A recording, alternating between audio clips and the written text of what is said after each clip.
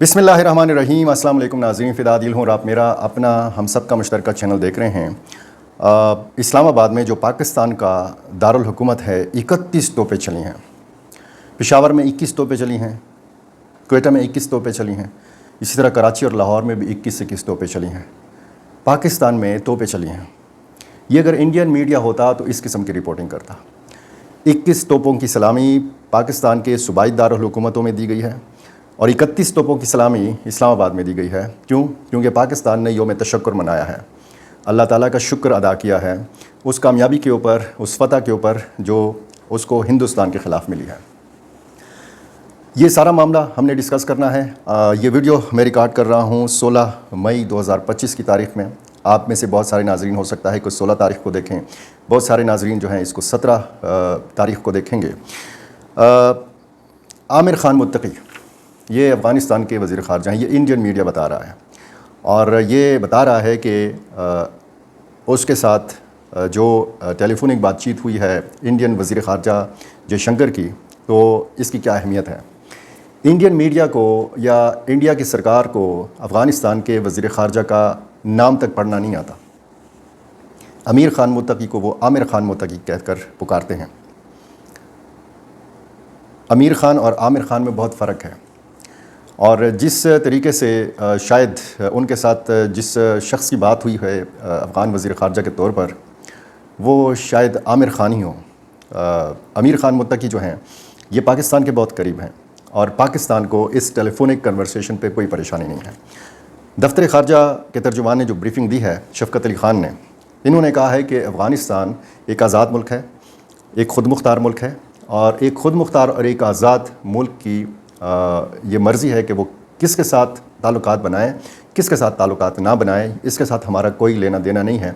इस telephonic conversation जिसको लेकर इंडियन मीडिया जो है बड़ा इसका क्रेडिट लेने की कोशिश कर रहा है और इसको पेश करने की कोशिश कर रहा है। कहा गया है पाकिस्तान की तरफ से कि हमारी तरफ से इस पर कोई तबसरा नहीं होगा। इस चीज़ को काबिल तबसरा ही नहीं माना पाकिस्तान ने। ये मामला, इस पे बात करनी है और तफसीली बात उस खुफिया दौरे के हवाले से करनी है कि जिसको लेकर बहुत ज़्यादा मीडिया पे बात की जा रही है। अब एक बयानिया की जंग है।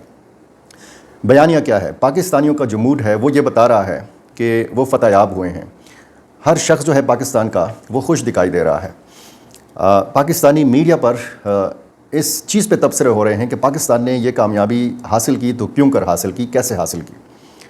टेक्नोलॉजी की बात हो रही है, पाकिस्तान के साथ किस किस मुल्क की मदद रही, किस किस मुल्क का ताउन रहा। और ये चीज़ इंडिया में भी डिस्कस हो रही है कि हिंदुस्तान के मुकाबले में पाकिस्तान के साथ कौन कौन सा मुल्क खड़ा रहा। इसमें सबसे ज़्यादा जो टारगेट किया जा रहा है, चीन को टारगेट किया जा रहा है, तुर्की को टारगेट किया जा रहा है, अज़रबैजान को टारगेट किया जा रहा है, क्योंकि इन्होंने खुलकर पाकिस्तान की हिमायत की। अब मैं इसी वीडियो में आपको ये भी बताने लगा हूँ कि अगले जो 20 दिन हैं ये पाकिस्तान के कुछ ज़राए कहते हैं कि ये इंतहाई अहमियत के हामिल हैं। पहले जो मैंने एक वीडियो की थी उसमें मैंने 72 घंटे का आपको बताया था और उन्हीं 72 घंटों के अंदर आपने फिर ये देख लिया होगा कि इंडिया के जो अज़ाइम हैं वो खुलकर सामने आ रहे हैं। इसकी वजूहात क्या हैं? सबसे पहले इसी मामले पर बात कर लेते हैं। एक तो मसला कश्मीर जो है ये अजदहा बनकर मोदी के सामने आ खड़ा हुआ है। वो मसला जिसको वो कीड़े की हैसियत नहीं दे रहा था भारतीय वज़ीर आज़म, वो मसला एक बड़े सांप की शक्ल में, एक बड़े अजदहा की शक्ल में उसके सामने आ खड़ा हुआ है। दुनिया भर में कश्मीर पे बात हो रही है और ये एक बहुत बड़ी सफारती नाकामी है हिंदुस्तान की। भारत की ख़ारजा पॉलिसी जो है वो तारीख़ के बदतरीन दौर से गुज़र रही है। इस वक्त अगर हम फ़ॉरेन पॉलिसी देखें हिंदुस्तान की तो इस पर अंदरूनी सतह के ऊपर बात हो रही है, हिंदुस्तान के अंदर बात हो रही है। इंडियन मीडिया इस पे चीख चीख के बात कर रहा है। वो गैर जानिबदार सहाफ़ी जो डिजिटल मीडिया पे, यूट्यूब वगैरह पे काम करते हैं, उनकी वीडियोज़ आप देखें, उनके व्लॉग्स आप देखें तो आपको पता चल जाए कि हिंदुस्तान के अंदर से किस किस्म की बातें जो हैं वो सामने आ रही हैं, किस किस्म के सवालात उठाए जा रहे हैं। उनकी जो नेशनल सिक्योरिटी है वो सवालिया निशान बन गई है, क्योंकि उन्होंने अपनी कौम को, हिंदुस्तानियों को बताया था मोदी सरकार ने कि हमारा दिफा इतना मजबूत है कि अगर हम अटैक करेंगे पाकिस्तान के ऊपर तो पाकिस्तान तहस नहस हो जाएगा। اب جو جے شنکر نے ایک بونگی ماری ہے انڈین وزیر خارجہ نے، انہوں نے کہا کہ ہم نے تو پاکستان کو پہلے ہی آگاہ کر دیا تھا کہ ہم آپ کے جو ملٹری انسٹالیشنز ہیں، جو فوجی آپ کی تنصیبات ہیں، ان کو ہم نشانہ نہیں بنائیں گے، ہم صرف دہشت گردی کے ٹھکانوں کو نشانہ بنائیں گے۔ اس چیز کو لے کر انڈیا میں بہت زیادہ تنقید ہو رہی ہے وزیر خارجہ جے شنکر کے اوپر کہ یہ اس شخص جو ہے یہ اس عہدے کے قابل نہیں ہے، کیونکہ انہوں نے تو پہلے پاکستان کو بتا دیا تھا کہ جی ہم کہاں پہ حملہ کرنے والے ہیں۔ اگر کوئی دشمن ملک آپ کا ہے اور اس پر آپ نے اٹیک کرنا ہے تو کیا آپ اس کو پہلے سے بتائیں گے؟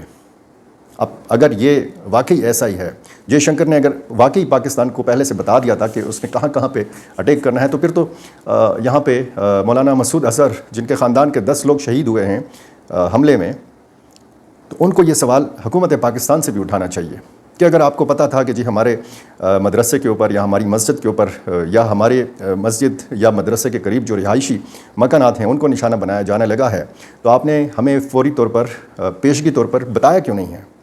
اس چیز کو لے کر بھی انڈیا میں بہت زیادہ تنقید کی جا رہی ہے جے شنکر کے اوپر۔ مودی سرکار جو ہے اس وقت شدید دباؤ میں ہے، اور ایک تو ان کی اپنی نیشنل سیکیورٹی پہ بڑا سوال ہے، دوسرا بی جے پی کے اندر توڑ پھوڑ ہے۔ کانگریس جو ہے اس نے انگڑائی لی ہے، کانگریس بہت کمزور پڑ گئی تھی بی جے پی کے مقابلے میں، اس نے نئے سرے سے انگڑائی لی ہے۔ یعنی جس اٹیک کو لے کر مودی سرکار سیاسی فائدہ حاصل کرنا چاہتا تھا اندرونی طور پر، وہی اٹیک جو ہے وہ بیک فائر ہوا ہے، اور مودی سرکار کی جو سیاست ہے وہ اس کے آگے ایک بہت بڑے سوالیہ نشان جو ہیں وہ کڑے ہوئے ہیں۔ مغربی ساکھ جو ہے، مغربی اسلحہ، اسرائیل کا دفاعی ساز و سامان، اسرائیلی ڈرونز، روس کا دفاعی ساز و سامان، فرانس کے رافیل طیارے، یعنی ایک تو ہندوستان کی جو ساکھ ہے ان ممالک کے اندر وہ تباہ ہوئی ہے، اور خود یہ جو اسلحے کی مارکیٹ ہے اس میں ان ممالک کی جو ساکھ ہے، ان ممالک کی جو عزت ہے، ان ممالک کا جو ریپوٹیشن تھا، یا ان ممالک نے جو اپنے دفاعی ساز و سامان کی ایک مارکیٹنگ کی تھی، اس ساری مارکیٹنگ کا بیڑا غرق ہوا۔ اور اس وقت یہ اطلاعات آ رہی ہیں کہ ہندوستان ایک بار پھر حملے کی تیاری کر رہا ہے، اور یہ سارے مسائل جو میں نے آپ کو گنوائے ہیں اس کا ایک ہی حل نریندر مودی کو نظر آتا ہے کہ ایک بار پھر پاکستان کے اوپر اٹیک کیا جائے، اور اس مرتبہ پوری تیاری کے ساتھ کیا جائے اور بڑا اٹیک کیا جائے، بڑا نقصان پہنچایا جائے، اور اس کے لیے پوری طرح پلاننگ کی جائے۔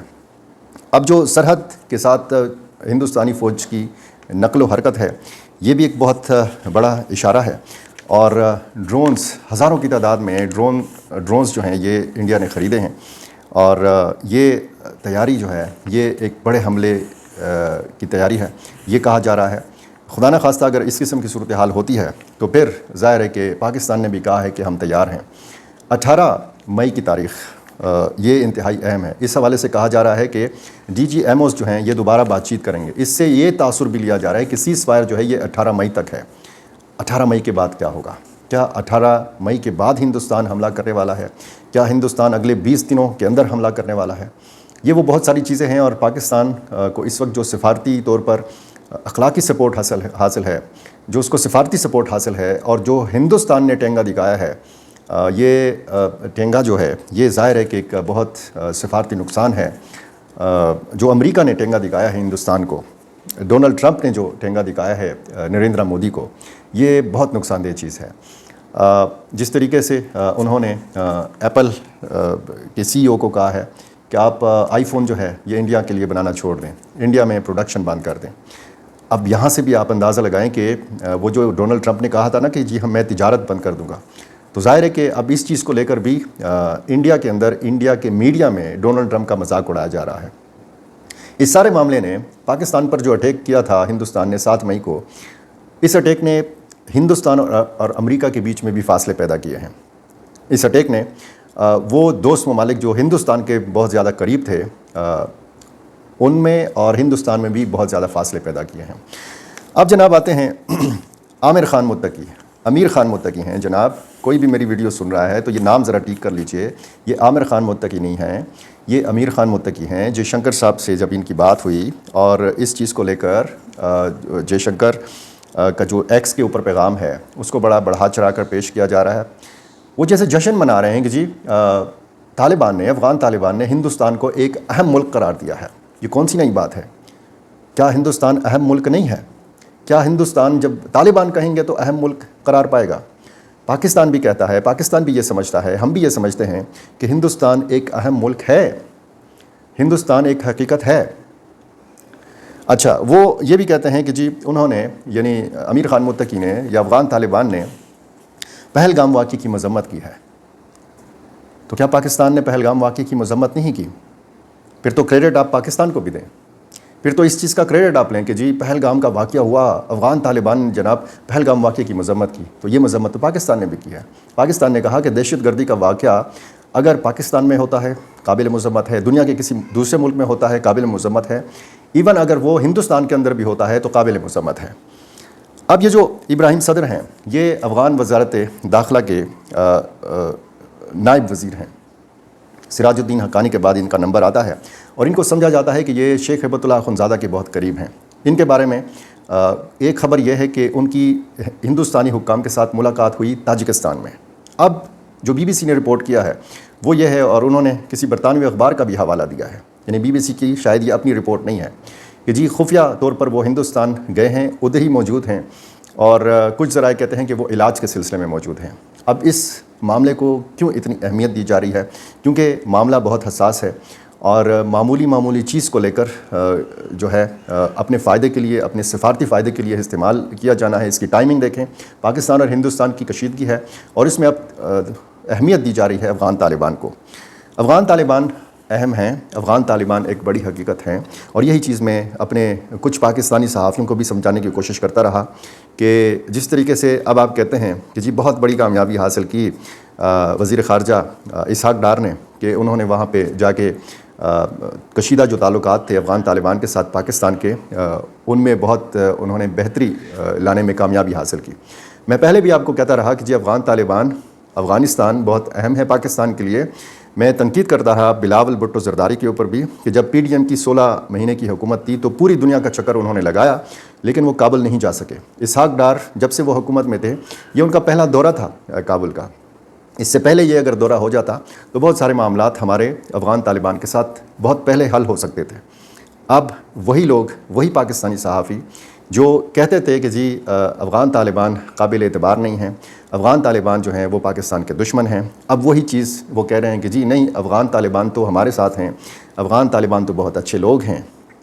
افغان طالبان کے بیچ میں جو اختلاف رائے تھا مختلف ایشوز کے اوپر، اس کو ہوا دینے کی کوشش کی گئی، اور پاکستانی صحافیوں کی طرف سے یہ ہوا دینے کی کوشش کی گئی۔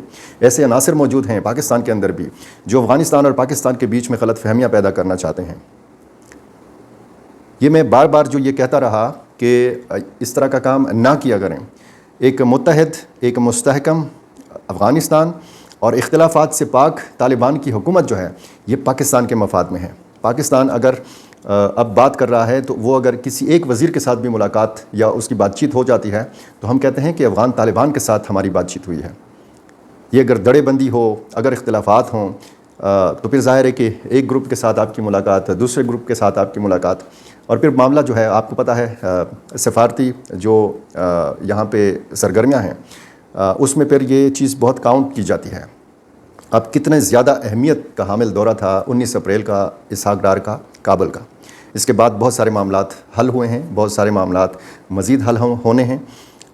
جو پاکستانی ملیٹنٹس کا معاملہ ہے وہ بھی ظاہر ہے کہ بہت حد تک حل ہونا ہے، لیکن ساتھ ساتھ میں آپ کو ایک بار پھر یہ کہوں کہ خدشات موجود ہیں۔ خیبر پختونخوا میں ناخوشگوار واقعات ہو سکتے ہیں، بلوچستان میں ناخوشگوار واقعات ہو سکتے ہیں، کیونکہ کچھ ایسی تنظیمیں ہیں جیسے مثال کے طور پر بلوچستان میں ہیں جو کھل کر حمایت کرتی ہیں ہندوستان کی، ان کو باقاعدہ سپورٹ حاصل ہے، ہندوستان کی فنڈنگ ہوتی ہے۔ اور اس میں پچھلے دنوں جو ایک حملہ ہوا تھا، پشاور میں خودکش حملہ ہوا تھا، اسی دن مولانا فضل الرحمان کا ایک بڑا اجتماع تھا، غزہ کانفرنس تھی، دفاع وطن کانفرنس تھی، اس میں لاکھوں افراد شریک تھے۔ جب ایک خودکش حملہ ہوا پشاور میں، اس میں یہ جو خودکش حملہ آور تھا یہ داعش خراسان کا تھا۔ داعش خراسان نے اس کی باقاعدہ ذمہ داری قبول کی ہے، اور داعش خراسان نے باجوڑ میں JUI کے کنونشن کو نشانہ بنایا تھا، اور داعش خراسان نے پہلے بھی اسی طرح علماء کرام پر اٹیکس کیے ہیں۔ جو ایک واقعہ نوشہرہ میں ہوا، دارالعلوم حقانیہ میں مولانا حامد الحق حقانی کو شہید کیا گیا، اس کے حوالے سے بھی بہت زیادہ جو شواہد ہیں وہ یہی مل رہے ہیں کہ اس واقعے کے پیچھے بھی داعش خراسان کا ہاتھ ہو سکتا ہے، کیونکہ داعش خراسان کی طرف سے اس مدرسے کو دھمکیاں دی جاتی رہی ہیں۔ کچھ اور بھی بہت سارے معاملات ہیں، لیکن ویڈیو طویل ہو جائے گی، کچھ معاملات رہتے ہیں اس پر مزید اگلی ویڈیو میں بات کرتے ہیں۔ میرا چینل آپ نے ابھی تک سبسکرائب نہیں کیا تو یہ کر لیجئے، اور مجھے اپنی رائے سے ضرور نوازا کیجئے۔ بہت شکریہ۔